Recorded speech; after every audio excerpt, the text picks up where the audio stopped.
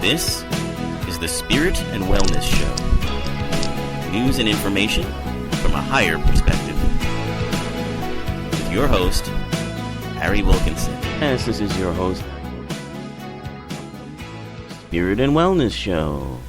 This is the show where we take a look at the days and weeks events, happenings in the world, happenings in international politics, and happenings in science and technology, everything that affects our lives in one way or another, everything that we interact with through the media, whether it's our 24-hour news cycle or whether it be through the radio or through just going through the course of your day. Quite often we are bombarded with information that's awfully, that can be provocative, can feel negative, can feel almost overwhelming. And so we need a healthy way to deal with that, because it's in our world now and it's not going to go away. I've often said on the program here that a lot of spiritual seekers try to do a disconnect with media, with all of their forms of media, whether it's whether it's their new smartphone or whatever, tablets, or whether it's just the news in general, in an attempt to relieve stress and negativity. They try to disconnect from that, and it's understandable for sure, and it even works for a short time. But eventually, unless you're willing to move to a mountaintop somewhere, you're gonna have to interact with it. So better to get a greater understanding of what these things are, why they might push buttons for you, and to go into those situations, those stories, and understand the truth of what they are, that they are illusions in a way. They are creations that we have created as part of our ability as a co-creator. And we create these things for experiences, just in the same way as we, interact with a story, go to a movie, read a book. It's those kinds of experiences that we create just for the experience. And so to understand that, and to know that you can go in to any situation that may be causing you distress and look at it in a new way, and in looking at it in that new way, take the energy from it that you have put into creating it without really realizing that you put energy into it. Once you begin to take that energy back, the situation changes in all of itself. You don't have to have any intention of changing anything. You can just go into the discomfort, if you will, and see it for what it is and take the energy back. So that's kind of the approach that I talk about, in this program, in taking a look at things that are going on in the world. And we also look at, wellness issues, things we can do to make ourselves healthier and wealthier and more of what we want to create in our world. And so for the past couple of episodes, we've been talking about New Thought, the New Thought movement, which has given rise to many different types of religious organizations and churches, and the general spiritual philosophy. And it's been an interesting discussion. I've had, comments from listeners, and I started doing it just because people were curious about what does New Thought mean, and what are the basic tenets of it, and what churches and what belief systems and what books and what people fit under that umbrella. So we've been talking about that quite a bit. And just to continue, and I think probably wrap up the discussion, this week we're going to talk about the remaining churches that are considered to be New Thought. If you remember, the movement itself began in the early 19th century with teachings that led to the founding of Christian Science and other types of approaches. One of the founding sort of people was Phineas Quimby, who was a man who believed in healing by changing your mind, by changing how you thought about it. The idea of a mind cure, as it was talked about, and of course, other influences are transcendental movement of New England, brought about by Ralph Waldo Emerson, and Eastern mysticism, particularly Hinduism, which has elements of the New Thought. New Thought has always taken from Eastern and Western religions, and probably the biggest frontier that I think New Thought people are involved in is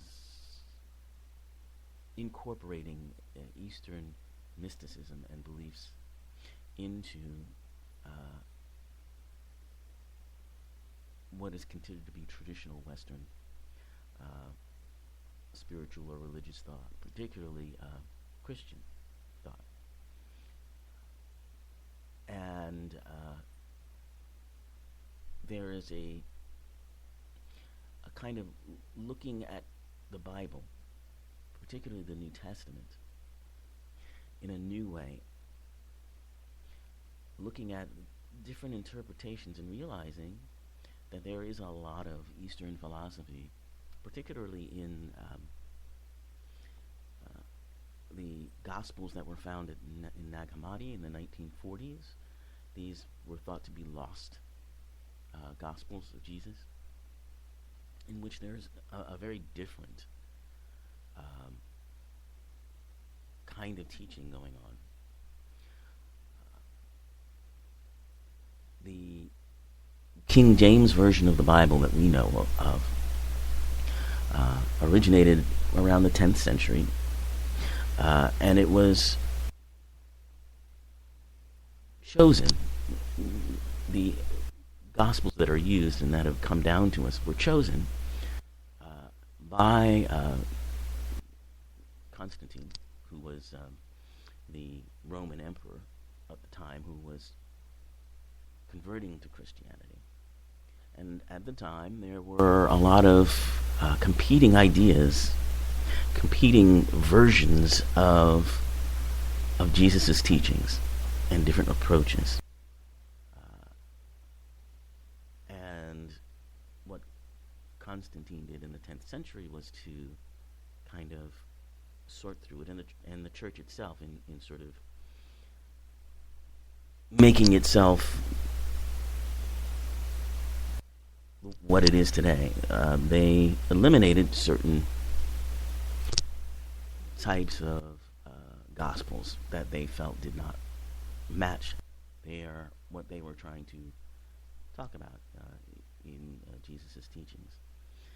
And so those, often they're called the apocryphal texts, but those were lost for a long time but they were discovered in an archaeological dig at Nag Hammadi, and it's reawakened and kind of given a different take on the teachings of Jesus.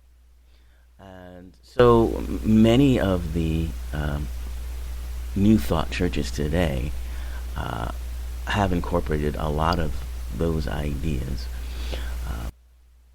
And we talked about the Church of Divine Science last week. It's one of the churches that remains today.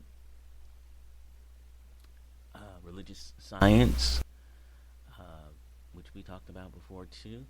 That is, religious science was founded in 1927 by Ernest Holmes, and it's the last of the churches, really, or the youngest of the churches to come out of the New Thought movement. And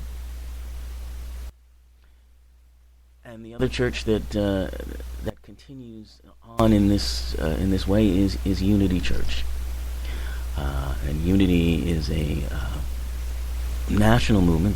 There are Unity churches in almost every city in the country. They're based in Kansas City, where they have something called Unity Village, and at Unity Village, this is where their ministers train and learn the beliefs of unity.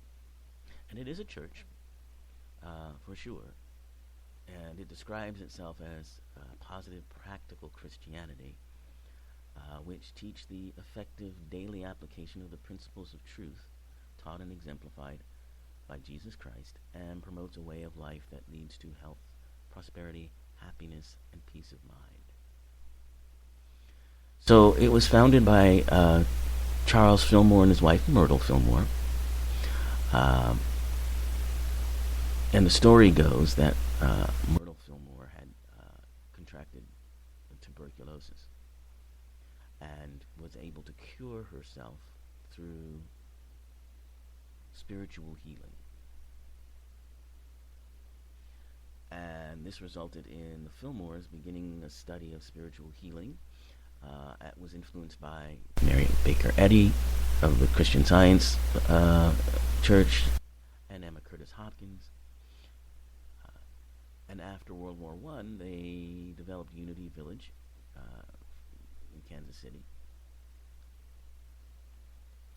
And the Fillmores and their children led the organization for many, many years.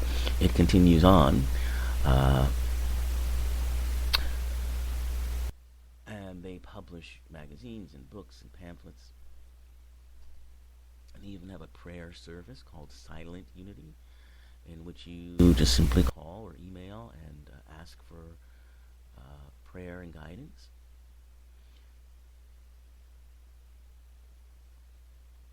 They don't have, Unity doesn't really have a creed or dogma, and there's no real ritual to it, although they do have Sunday morning services that are, fairly ritualistic in how they, pretty much like any other church. They have, music, and everyone gets up and sings for a while, and they have a prayer and meditation moment, and then there's a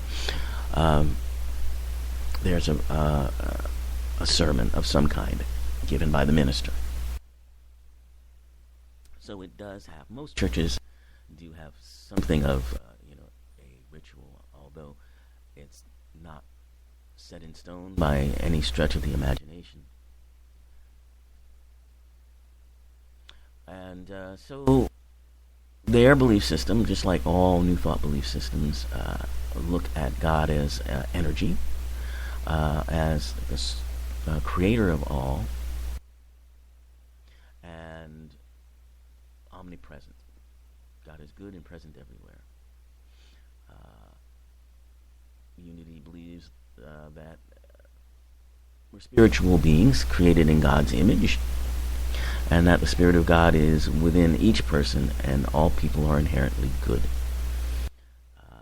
It believes in the power of affirmative prayer, and that we create our life experiences through our way